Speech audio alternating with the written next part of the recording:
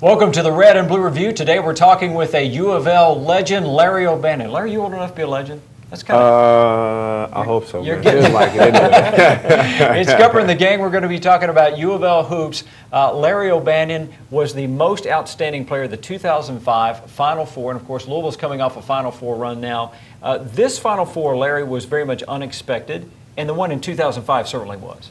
Yeah, definitely. You know, the team had great chemistry. The guys played well with each other. There was no one particular player that really stood out and was just dominant. And but the guys had a great feed off each other and great feel for how to play the game. And man, just got together and hit the right stride at the right time. Was there a point in the season, in the 2005 season, when you really felt like maybe this team had what it took to get to the Final Four? Was there a turning point moment in that year, Larry? Really, it was kind of, we knew things were legit because we didn't really know, because first game of the season we had a shocking loss to Iowa. We figured we would beat them, but you know, it kind of put us in perspective, like, man, you know, maybe expectations are not what they're going to be. But we went to Florida and we beat Florida, who was ranked like one of the top teams in the country at the time. Yeah, they were going to win back-to-back championships in 06 and 07. That's right. Yeah. No. Yeah, the team after. Oh, the team after. Yeah. Some of those same guys. Yeah, those guys. You know what's crazy is those guys didn't even hardly play. Right. You know, because they had David Lee. Is that right? They had David Lee. They had Roberson. Yeah. And Matt Walsh. So those young guys that won the back-to-back, they played a little bit. But Brewer was a starter. Yeah. But once we went down there and beat them in that hostile environment in Florida, we were like, all right, you know, we get this thing rolling a little bit, man. We put together some win streaks and had a famous run. That run, of course, included that West Virginia game and you know, the massive comeback there, one of the greatest NCAA games in Louisville history. Take us back to that game for just a minute. What was that like, and was there a moment where Rick Pitino says, all right, we're going to do this? Was there a big moment like that or anything? It was a lot of fun, man. It was a lot of fun. We came out with one scouting report, and that scouting report got us down 20, man. I can't really blame on the scouting report. It's just, you know, those guys hit, 75% for the game. What do you do? And it was even higher than that because they missed all their threes in overtime. So the first 40 minutes, those guys shot a blistering rate from the three, man. So at halftime, we just went back to our old ways, started pressing, getting after it, man. Just wanted to speed them up, try to wear them down, and hopefully, and it paid off in overtime, man. They missed those shots. And this year's Louisville team had a comeback like that against Florida. Essentially, they're trying to figure out the game plan during the game. They finally found something that worked. They switched before the switch and all that kind of thing. How much fun was it for you to watch those kind of games and to hear about it and to say, I know what that's like to have that kind of comeback? You know what's funny, man, is I was actually in the airport. I was coming back from a road trip. Yeah. And I was looking at my phone from the simulcast, and I kept refreshing the score, and I saw like 5 minutes to go, we were down 8. And so I kept refreshing it, and I said 2 minutes, and we were up. And I'm like, there you go. The guy started making shots at the end, and, evidently, I didn't see the game. I don't know what happened, but, I'm hoping either Florida was turning the ball over or missing shots. And so the last 4 minutes, we were able to come through and win the game. I've got to wonder about that West Virginia game and the emotion in that huddle. What is Rick Pitino like in those kind of moments? Is it we see like the spittle flying, a spit shield? Like, what is he like? It's exactly what you see, man. Super fiery competitor, man. Doesn't want to lose in anything. I mean, if you were just trying to walk out the door, he wants to be the first one through the door. I mean, it's super competitive and everything. And that rubs off on his teams. That's what makes him such a great coach and a great motivator, man, because that competitiveness and that just willing to win, just rubs off on his teams, as it showed this year. Rick Pitino, we get some sense of it in the media, what it's like to deal with Rick on a very limited basis. Sometimes he's a little bit salty with us. Here's a clip of Rick at some of his highlight moments. I've had to answer stupid emails about how could Syracuse be ranked ahead of us. It's taking my time and getting under my skin. Why don't you do your research on that? Will it change? I mean, you'll get much more intelligent answers than I can give you. All that stuff is for ESPNU late at night when you have no life. What's the difference? I said that? Well, you didn't say it in those words. You said something So that they didn't understand. So you're giving me your words. I'm trying to paraphrase. How do you feel about this team going into the tournament? Do you feel? Now we're getting a relevant question, right? Yeah, I was leading to that. I can tell you, as a guy just standing there with a microphone and a camera, it can be very intimidating dealing with Rick Pitino. Tell me about behind the scenes in practice. I'm thinking this guy can just melt you into jelly, can't he? Yeah, pretty much. Yeah. Yeah, pretty much. It's tough, man, because coach is a perfectionist. Wants everything done perfect, even though it's impossible. But he's always striving for it. That's what makes him great. And that's what makes he can get the most out of his teams. What motivates you? Are you afraid of him? And I don't mean that in a harsh way, but is it just fear, or what? How does he motivate people? I think it's a fine line. I don't think it's fear, but I just think he pushes that respect factor, and I think it's more or less he wants you to know the consequences. I don't think it's more or less a fear factor, but you just know, you're going to have these consequences. You keep repeating the same mistakes, all right, we're going to go to the treadmill. We're going to keep repeating the same mistakes, all right, we're going to turn the treadmill up even higher. So I wouldn't necessarily say it's a fear factor, but he just wants you to keep better, get better and better, and not make the same mistakes. Explain the treadmill. What does that mean? In practice, coach is going to yell at you, but if you keep making the same mistakes, then he's not going to yell. He's just going to tell you to go to the treadmill. So when he tells you to go to the treadmill, you got to sprint to the cardio room. The treadmill's already going. It's on. Don't waste time. Yeah. Coach Reagan already has the treadmills going. Hop on for 2 minutes, run right back into practice, and like nothing ever happened. You make the same mistake again, you just go right back.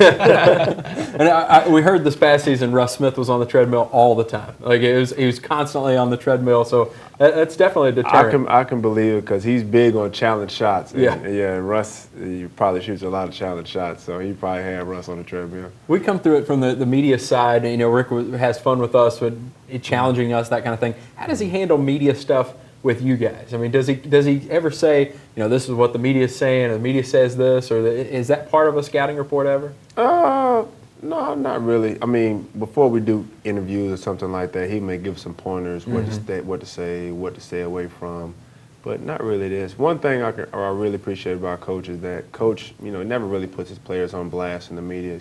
Keeps it positive, keeps it encouraging, but he'll let you know, he'll get you one-on-one, and he'll let you know what it really is. So. That's one thing I really appreciate about him. When we come back on the Red and Blue Review, we're going to talk to Larry about what it was like to be with Rick Pitino the first time he entered Rupp as the coach of the wrong team. As we go to the break, Daryl's going to tell us about the team that won a national championship out of Rupp Arena this past year. Yeah, and if you believe some of the hype coming into this year, Howie may be doing his own book at this time next year. The Kentucky book is called Celebrate, 136 pages, reviewing the championship season, more than 100 photographs. We take it from Big Blue Madness all the way through the celebration at Rupp Arena. You can order only $10, magazine.catspaws.com.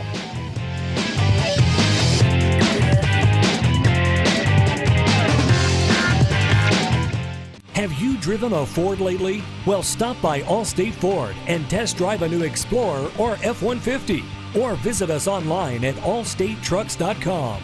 Allstate Ford, on the Waterson at Poplar Level Road.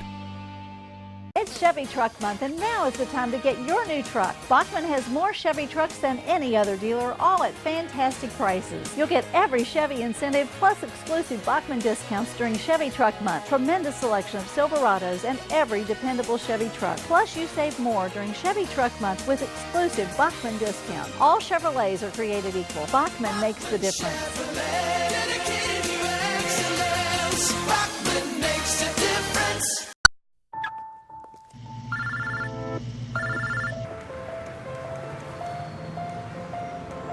I just picked her up. We should be there in 20 minutes. Who is it? Oh, it's him. Where is he? I know. Yeah, I know.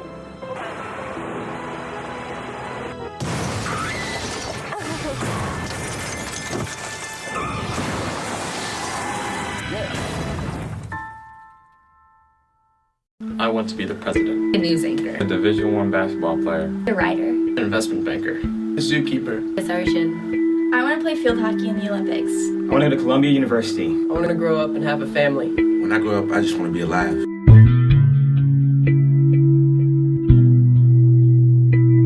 Think before you drink.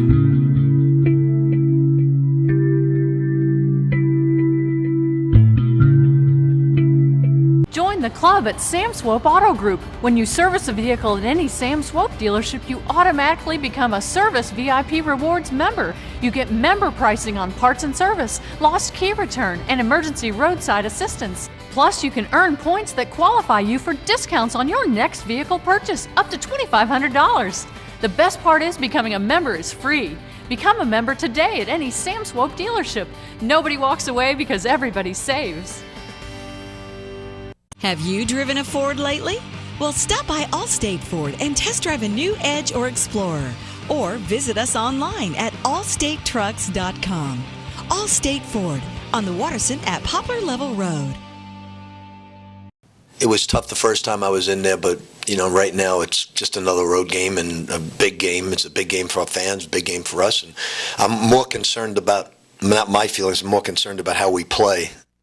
Welcome back to the Red and Blue Review. That was, of course, Coach Rick Pitino talking about coaching the Cards in Rupp Arena. The first time Rick returned there, Larry O'Bannon was on the team, the first bunch of Cards who played against Kentucky with Rick as the Cardinal coach. And what was that like for you guys going into that week? It was so hyped and built up. It was tough, man, because Coach was really wanting to win that game. And the same week before we played Kentucky is always the same. We always have 2-a-days every day going into that week. And I'm not for sure if that year if we had a whole week to practice or if we had a game before. But he usually like to have a game before, but we would have double sessions leading up to Kentucky, man. It just, Coach was just tuned in, man. You could tell he really wanted to win that game. He might not have said it, but you could just tell by his spirit and his competitiveness.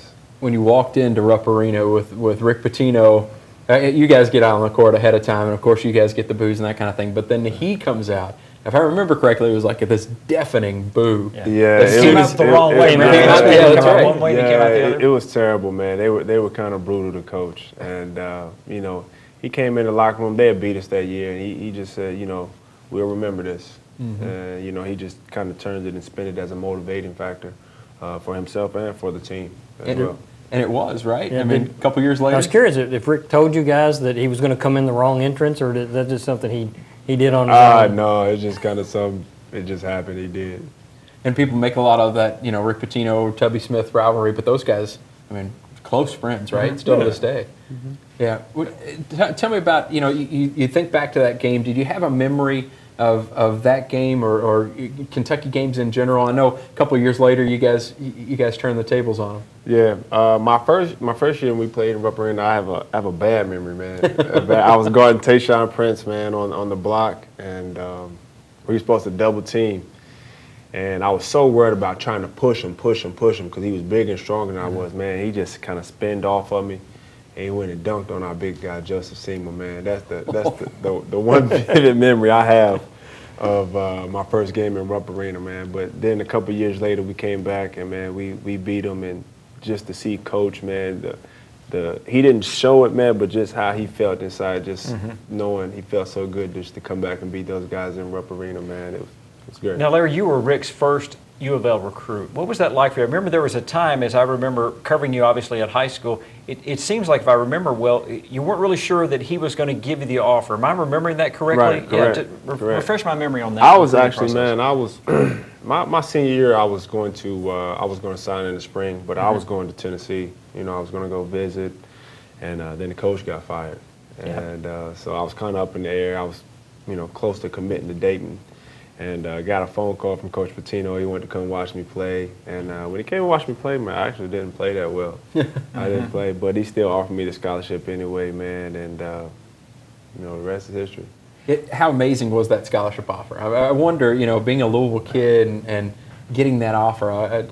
It was great, man, because I obviously kept up with Pitino when he was at Kentucky, man, and the great things that he done with the program there. And I was just excited, just to have the opportunity to come and play for him and be a part of what he was going to do with the U of L program. Larry, shortly after you came on campus, I think I've got the chronology correct, was after 9/11 hit. Rick, of course, lost his brother-in-law in that tragedy. What did you notice about Rick Pitino that changed after 9/11 and that tragedy? Just family-oriented, family orientation things. He took each and every day more precious, man. I think that was one thing he really preached to us after that tragedy, man, was just to, tell your family that you love them each and every day. That was the first thing that he came to the locker room and told. He said, because you never know about tomorrow or what may happen. You know, Did he share with you guys what was going on? For a while there, they weren't sure if his brother had survived it or not. They didn't know what was going on. Were you guys involved in any of that drama when it first happened? Okay. No. Shielded you all from that. Yeah, we didn't know. Rick likes to use his players as examples all the time. You know, in press conferences, he's always like, you know, it shoots like this person, shoots like. He uses you all the time as an example of player development, how somebody can come along during their career and have that, you know, senior moment and be a fantastic senior player. And he spoke of it all the time, of course, with Kyle Curick and his development. Is there any source of pride there that, like, you know, I'm now one of Rick Pitino's examples, you know? You know, it makes me feel good. It makes me feel good because, I mean, man, if you guys could have seen me my very first day of individuals, man, I think I may have lasted like 5 minutes, man, before I was running to the garbage can. And just going through the drills, man, and just getting comfortable and getting confident and knowing what coach would expect, man, and knowing what he wanted, how he wanted. You know, just to kind of gain that confidence, I think that was something that really made him proud from the very first day I walked in to the day I left out, man. Just, you know, he would always talk to me about not being an athlete, being a basketball player. Because when I came in, I was an athlete. All I wanted to do was just run, try to dunk. And then, you know, once I left, you know, I knew how to, you know, cut back door or throw the ball when the defender was not looking. You know, just things that turn you into a basketball player, just knowing how to play, man. So I think, you know, that was one of the things he was really proud of. One of the things that Rick Pitino had a concern coming into the postseason, especially with this team that just went to the Final Four, was their poor three-point shooting. This team only successful 31% of the time, and Rick was worried about that as they headed toward March. It's going to come down to, you know, it's always been that way. If you have shooters on the perimeter, they're going to knock down the shots. If you don't have shooters on the perimeter, it's going to be difficult to make shots. You know, Russ Smith is good in a wide-open game. He's not a good spot-up shooter. He's not a good three-point shooter. Rick Pitino talked a lot about this year because he was saying that we've really only got 2 shooters. I think back to your team and the fact that you had 3 shooters that just were deadly from outside and how that changed the game completely. I mean, you shot, what, 42%, 43% your senior year? Talk about having those kind of shooters on a team and how it changes an offense.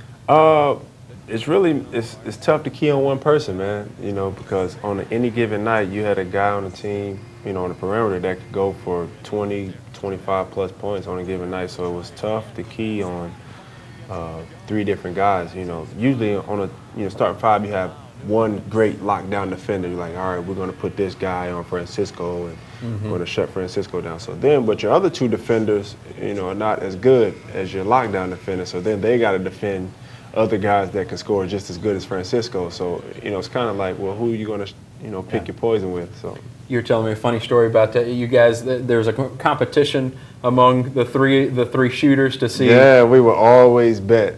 I don't know if you ever watch any of our games. Whoever got the ball first was usually the first person to take the shot. We always had a bet before the game who was going to take the first shot. You know, it was one thing Coach didn't have to tell us to do was to shoot the ball. He would always tell us to make sure we took a good shot. But man, we would if you was open, man, you was letting it go. So if Taekwon got the ball first, yeah, there's no passing, there's no plays. Most of the time, because you know, Coach would try to call out a play, and you know, you got to kind of throw Taekwon the ball because Taekwon was the point guard, and he knew that. Yeah. And Taekwon would dribble right up to the three-point line and shoot it, and he'd look at us and be like, "Yeah, I won." But it was fun, man. It was fun. Well, you know what Larry O'Bannon could do with a basketball. When we come back, we're going to see how he does with a crystal ball as we look ahead to this coming basketball season. As we head to the break, Howie's going to tell us about CardinalSports.com. Absolutely. We're talking to a former star here. Your future stars are all what it's about on CardinalSports.com. Basketball recruiting, football recruiting, all that kind of thing. See their highlight tapes. Check it out at CardinalSports.com.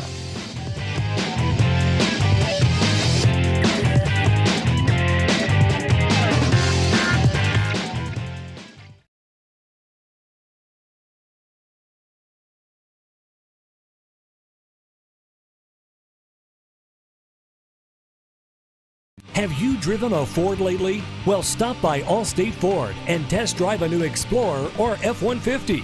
Or visit us online at allstatetrucks.com. Allstate Ford, on the Waterson at Poplar Level Road. It's Chevy Truck Month, and now is the time to get your new truck. Bachman has more Chevy trucks than any other dealer, all at fantastic prices. You'll get every Chevy incentive plus exclusive Bachman discounts during Chevy Truck Month. Tremendous selection of Silverados and every dependable Chevy truck. Plus, you save more during Chevy Truck Month with exclusive Bachman discounts. All Chevrolets are created equal. Bachman makes the difference. Bachman makes a difference.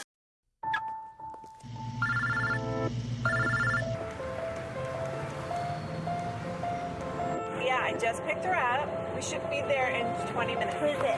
Oh, it's him. Where is he? I know. Yeah, I know.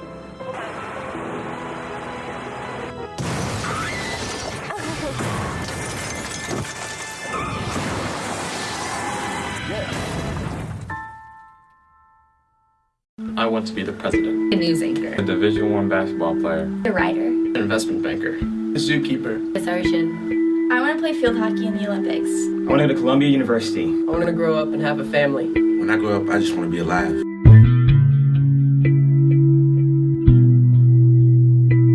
Think before you drink.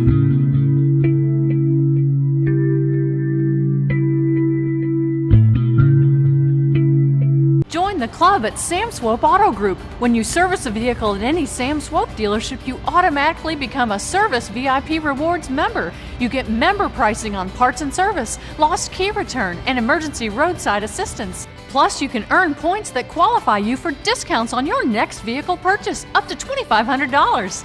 The best part is becoming a member is free. Become a member today at any Sam Swope dealership. Nobody walks away because everybody saves. Have you driven a Ford lately?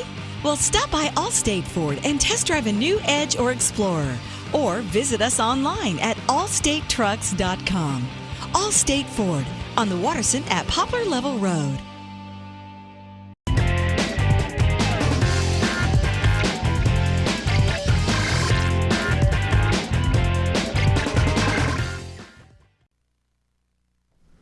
See, crystal ball. Do you think he has that Where is the potential? Dow going to be in 2015 so I can get rich? See you guys. You answer that question yourself.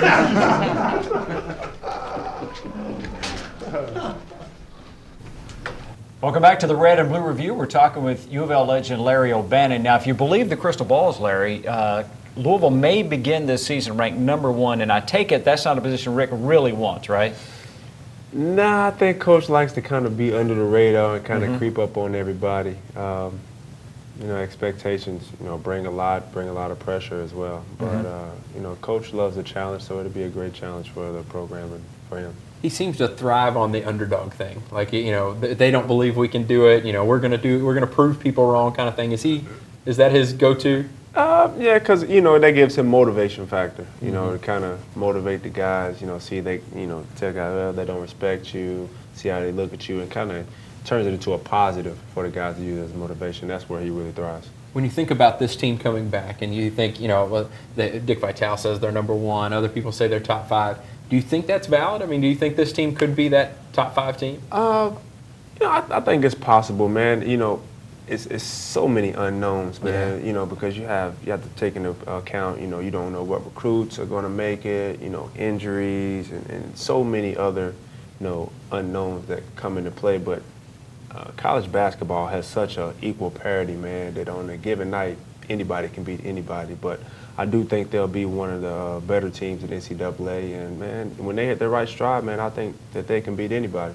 When you look at this team coming up that Louisville's going to have, I think a lot of the success may fall on the shoulders of Shane Bohannon. Give me your thoughts about him as a collegian and his ability perhaps to lead this team as an underclassman.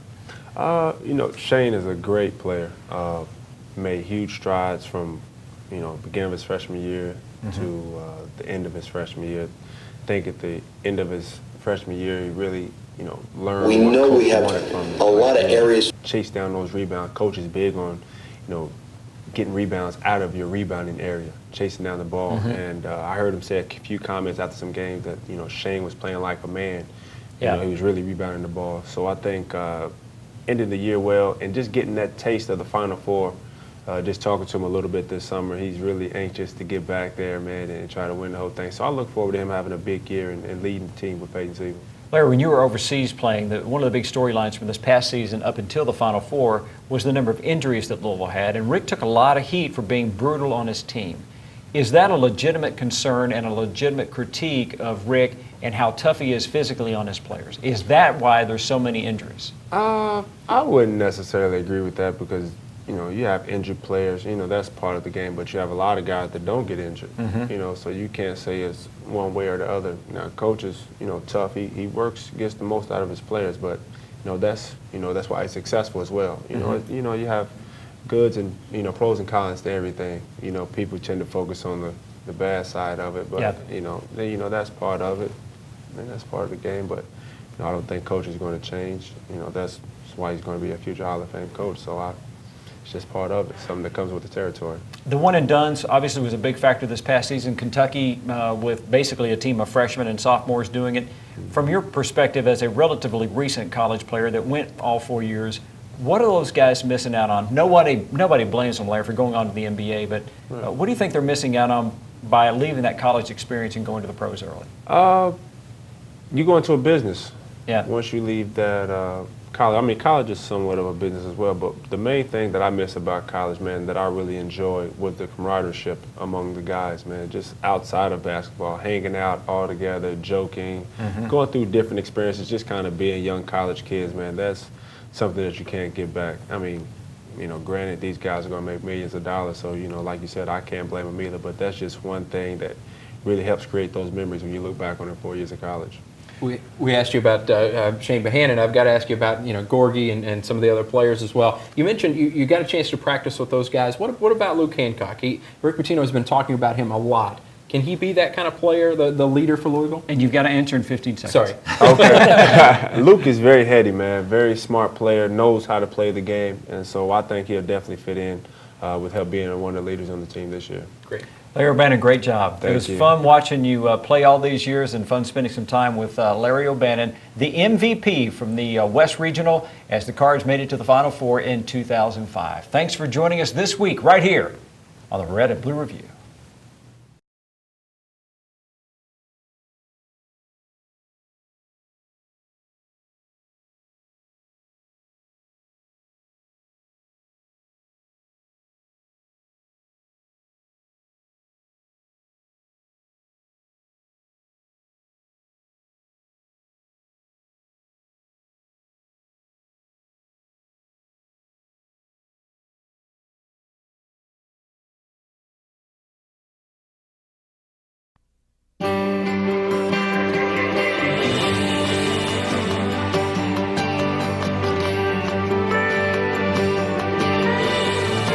When you visit Kentucky and savor some of its unique experiences, you'll be surprised by how much your vacation really comes to life.